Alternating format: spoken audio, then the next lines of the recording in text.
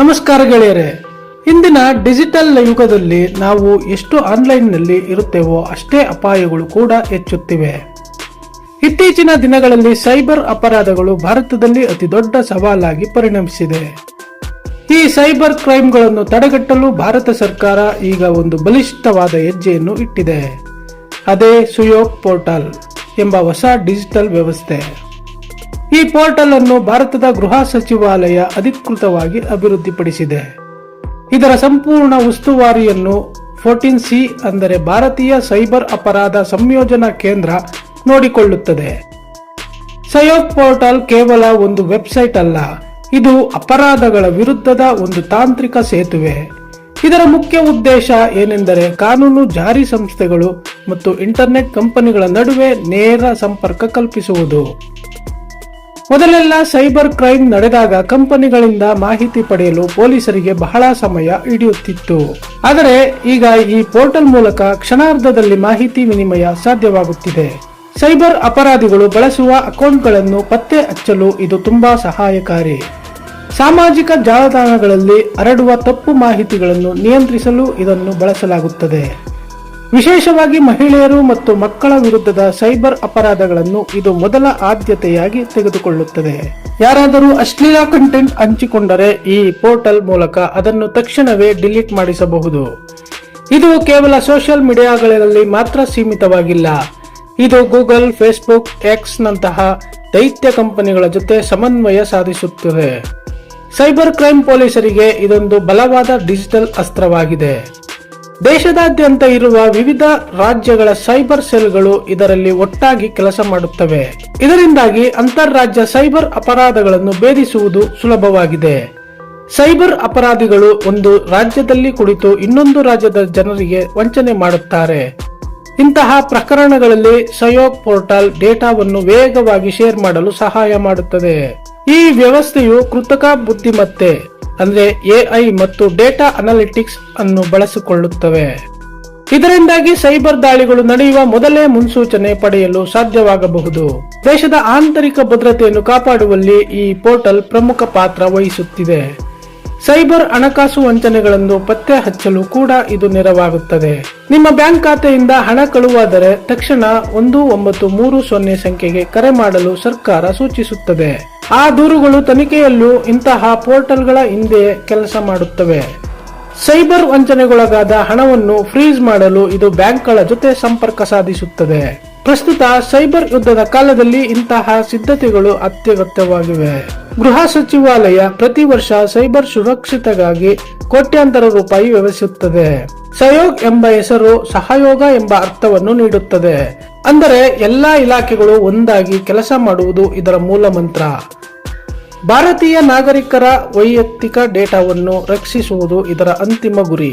ಈ ಪೋರ್ಟಲ್ ಬಂದ ಮೇಲೆ ಸೈಬರ್ ಅಪರಾಧಗಳ ತನಿಖೆಗೆ ವೆಚ್ಚ ಹೆಚ್ಚಾಗಿದೆ. IT ಕಾಯ್ದೆ 2000 ಅಡಿಯಲ್ಲಿ ಈ ವ್ಯವಸ್ಥೆಯನ್ನು ಜಾರಿಗೆ ತರಲಾಗಿದೆ. ಇದು ಡಿಜಿಟಲ್ ಇಂಡಿಯಾ ಅಭಿಯಾನಕ್ಕೆ ಮತ್ತೊಂದು ಗರಿ ನೀಡಿದೆ. ವಿದೇಶಿ ಸರ್ವರ್ಗಳ ಮೂಲಕ ನಡೆಯುವ ಅಪರಾಧಗಳ ಮೇಲೂ ಕಣ್ಣಿಡಲು ಇದು ಸಹಕಾರಿ. ಗೃಹ ಸಚಿವ ಅಮಿತ್ ಶಾ ಅವರು ಈ ಕೇಂದ್ರದ ಕಾರ್ಯವೈಖರಿಯನ್ನು ಶ್ಲಾಘಿಸಿದ್ದಾರೆ. ಸೈಬರ್ ಹ್ಯಾಕರ್ಗಳು ಎಷ್ಟು ಚಾಣಾಕ್ಷರಾಗಿದ್ದಾರೋ ಸರ್ಕಾರ ಕೂಡ ಅಷ್ಟೇ ಅಪ್ಡೇಟ್ ಆಗುತ್ತಿದೆ. ಈ ಪೋರ್ಟಲ್ ಮೂಲಕ ಪೊಲೀಸರಿಗೆ ವಿಶೇಷ ತರಬೇತಿ ನೀಡಲಾಗುತ್ತದೆ. ಸೈಬರ್ ಫೋರೆನ್ಸಿಕ್ಸ್ ಲ್ಯಾಬ್ಗಳಿಗೂ ಈ ಪೋರ್ಟಲ್ನಿಂದ ಮಾಹಿತಿ ಹೋಗುತ್ತದೆ. ಸಮಾಜಘಾತುಕ ಶಕ್ತಿಗಳು ಇಂಟರ್ನೆಟ್ ಅನ್ನು ದುರುಪಯೋಗಪಡಿಸಿಕೊಳ್ಳುವುದನ್ನು ಇದು ತಡೆಯುತ್ತದೆ. ದೇಶದ ಗಡಿಗಳಾಚೆ ನಡೆಯುವ ಸೈಬರ್ ದಾಳಿಗಳನ್ನು ಎದುರಿಸಲು ಇದು ಸನ್ನದ್ಧವಾಗಿದೆ. ಜನಸಾಮಾನ್ಯರಾದ ನಮಗೆ ಇದರ ಬಗ್ಗೆ ಅರಿವಿರುವುದು ಬಹಳ ಮುಖ್ಯ.